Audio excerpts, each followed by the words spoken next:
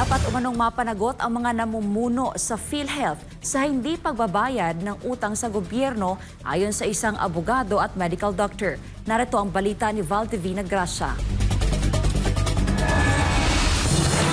Health is wealth. Ibig sabihin, ang kalusugan ay isang kayamanan. Pero paano kung ang iyong pera o kontribusyon na inilaan para sana sa iyong kalusugan ay hindi mo na mapakikinabangan ng maayos? Kaya naman marami ang umalma ng mabalitaan na hindi kabilang sa nabigyan ng subsidiya ng gobyerno sa 2025 proposed national budget ang Philippine Health Insurance Corporation o PhilHealth na isa sa mga madaling nalalapitan ng mga Pilipino pagdating sa pagbibigay ng health insurance na abot kaya para sa lahat. Hindi naman sang-ayon ng isang abogado at doktor na dati rin presidente ng Philippine Medical Association o PMA at ngayon presidente ng Itama Public Interest Advocates na si Attorney Leo Obias Olarte sa paglilipat ng pondo mula sa Universal Healthcare sa infrastructure projects dahil maaaring magkaroon daw ng technical malversation of public funds. Hindi pwede ilipat yung pondo. Specific yan sa batas. The budget is for a specific and for a particular purpose. Otherwise, magkakaroon ng malversation.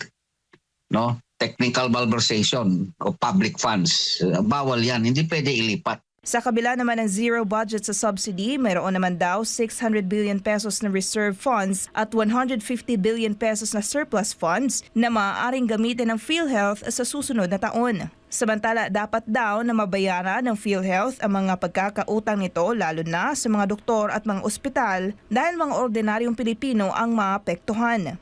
Of course, may pananagutan ng PhilHealth dyan. Pag hindi nila nababayaran ng utang, very understandable yan. Kahit sino naman na may utang, ang utang ay dapat babayaran. Now, especially government hospitals, no?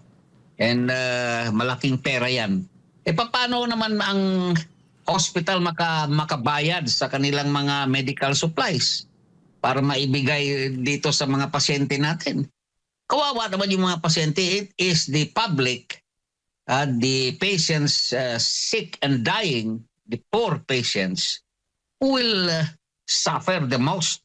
Dahil dito, may ilang mga doktor na ang nagnanais na humiwalay na sa PhilHealth sa pangangambang baka madelay ang bayad sa kanila o di kaya hindi talaga mababayaran. Kaya naman may panawagan si Olarte kay Pangulong Bongbong Marcos Jr. So itong mga kaibigan nating doktor, may mga pamilya din yan, may mga pangangailangan din yan.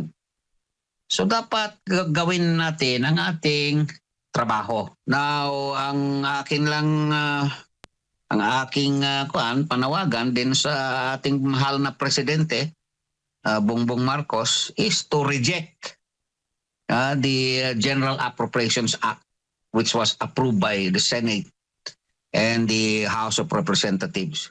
Para sa Diyos at sa Pilipinas kong mahal, ako si Valdivina Gracia, SMNI News.